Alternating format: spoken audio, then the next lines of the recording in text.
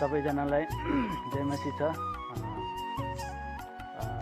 Finally फेरि मैले मेरो युट्युबको जर्नी फेरि सुरु गरेँ मैले। म आज अलि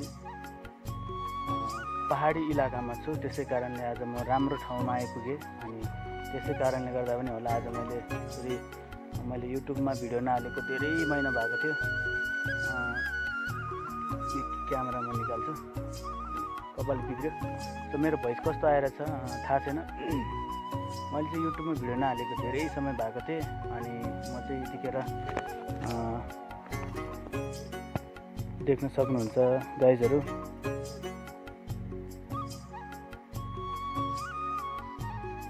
यो गाउँ चाहिँ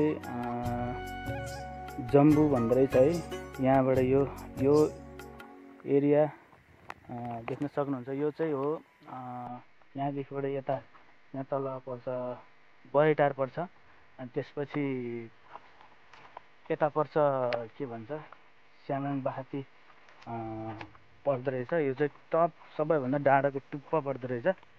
अनि यहाँ चाहिँ यो फुटबल ग्राउन्डको लागि भनेर पहिला योजना गरेको थियो रहेछ। अलि राम्रो भएको छैन, डाँडाको टुप्पामा भएको कारणले हो है। अनि यहाँबाट अब यो डाँडाको टुप्पोमा ग्राउन्ड राखेर अलिकति सम्भव देखिँदैन। अनि यो डाँडा देख्न सक्नुहुन्छ। यो ठाउँलाई चाहिँ त्यो ठाउँहरूलाई चाहिँ भिर भन्दो रहेछ क्या, वाला पहाड भन्दो रहेछ होइन। म चाहिँ गाइजहरू यो चौर भयो त्यो अलिकति टुप्पोमा देखिरहने त्यो ठाउँमा म जानेछु। त्यहाँ चाहिँ सायद हुस्सो पनि भेट्छ होला, यहीँको त्यहीँ त हो।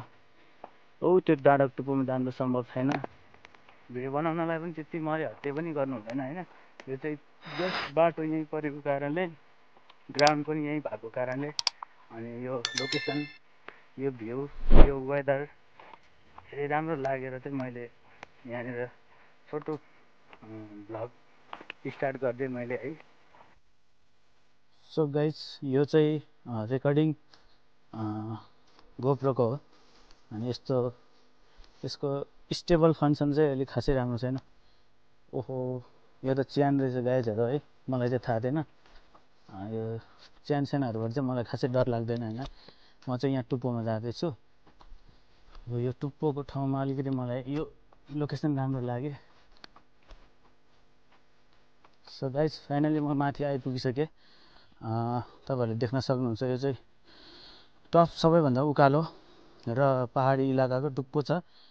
यो यहाँको वेदर, यो लोकेसन, यो दृश्य तपाईँहरूले देख्न सक्नुहुन्छ। यहाँबाट तपाईँहरू जान सक्नुहुन्छ। यहाँबाट देउराली पनि गइन्छ। देउराली यहाँबाट गोपीघारी पनि भन्दो रहेछ। यताबाट आउँदाखेरि बरेटार जानु भइहाल्यो। यहाँको दृश्य चाहिँ यस्तो छ, एकदम राम्रो भएको कारणले अलिकति उकालो चढेर भिडियो बनाउनु म पनि आएँ गाइजहरू। यो चाहिँ देख्न सक्नुहुन्छ। यहाँबाट तलको जग्गाहरू देख्यो भने एउटा केही देखिँदैन, हुस्सुले होइन। यो चाहिँ एउटा बादल हो। अनि तल आएपछि हामीले के भन्छ, हुस्सु नै भन्छ, कुहिरो भन्छ होइन। हुन त गर्मी भए पनि चिसो भयो भने के भन्छ, हामी मान्छेहरूलाई के भन्छ अरे, गर्मीको मौसममा घामलाई दोष र अनि चिसोको मौसममा चाहिँ हावालाई दोष है। हामी मान्छे नै गलत हो। जे भए पनि मान्छेलाई चित्त बुझ्दैन है। अनि जे भए पनि अहिले चाहिँ राम्रै छ। यहाँ तल चाहिँ के भन्छ, यसलाई चाहिँ के भन्छ, राम्चे भन्छ क्या सायद। यहाँ चाहिँ घाम लागिरहेछ एक चोक्टामा। यहाँ चाहिँ मेरो वरिपरि सबैमा हुस्सु लागिरहेछ। यहाँबाट चाहिँ हुस्सु तलबाट आएर माथि गइरहेछ। यहाँ चाहिँ आधी हुस्सु छैन, अनि यहाँ ठ्याक्कै आधी हुस्सु छ। अहिले चाहिँ धेरै लङ टाइम 7-8 महिनै भएको थियो मैले भ्लग नहालेको गाइजहरू। अनि सक्दो सपोर्ट गरिदिनु होला तपाईँहरूले। अनि कमेन्टमा प्रतिक्रिया दिनु होला, लाइक गरिदिनु होला। मेरो भिडियो पहिलोचोटि हेर्दै हुनुहुन्छ भने सब्सक्राइब गरेर सपोर्ट गरिदिनु होला, यही भन्न चाहन्छु। आउँदो समयमा यस्तै राम्रो भ्लगहरू अनि ट्राभलिङ भ्लगहरू हुन्छ। एउटा भिलेज टाइपको, एउटा आफ्नो रियल लाइफको, एउटा आफ्नो पर्सनल टाइपको हुन्छ नि, लाइफस्टाइलको भ्लगहरू अपलोड गर्दै गर्नेछु। सक्दो सपोर्ट गर्नु होला, यही भन्न चाहन्छु। हुन्छ,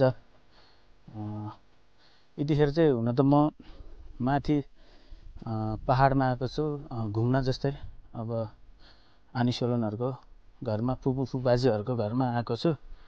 अनि यहाँबाट देख्न सक्नुहुन्छ यो के भन्छ स्याम्राङबाती, यहाँबाट सबै देखिन्छ। अनि यहाँबाट मनाली चाहिँ हल्का देख्दो रहेछ। अनि यहाँबाट यहाँ तल देवकोट पनि अलिअलि देखिरहेछ। राप्ती बगर देख्न सक्नुहुन्छ, उहाँ चितवनसम्म देखिरहेछ। यहाँबाट थोरै थोरै क्यामेरामा सानो आइरहेछ। अनि गाइजहरू, आजको यो मेरो भिडियोमा आजको भ्लग म बेला बेलामा फेरि भिडियोहरू रहन्छु। तपाईँहरूले च्यानलमा सब्सक्राइब गरिराख्नुहोस्, सपोर्ट देखाउनु होला, लाइक गर्नु होला, अनि कमेन्टमा प्रतिक्रिया दिनु होला आफूलाई मन लागेको। त्यही भन्न चाहन्छु। आजको यो भ्लग यति नै रह्यो। बाटो चाहिँ रहेको छ, यहाँबाट जान्छु म।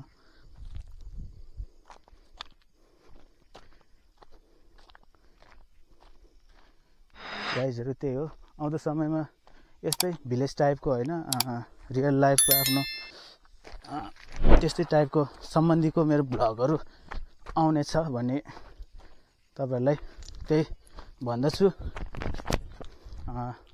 सक्दो सपोर्ट गर्नु होला, सपोर्ट देखाउनु होला। म एउटा आशाविहीन भएको युट्युबर हो है, म त्यस्तो ठुलो क्यारेक्टर मान्छे होइन। त्यसै कारण तपाईँहरूको एक सपोर्ट र एक लाइक, एक सब्सक्राइबको उसले पनि बिस्तारै बिस्तारै माथि चढिरहनेछ। त्यही सक्दो सपोर्ट देखाउने होला भन्न चाहन्छु। मेरो भ्लग, आजको भ्लग यति नै रहनेछ। सबैजनालाई बाई बाई।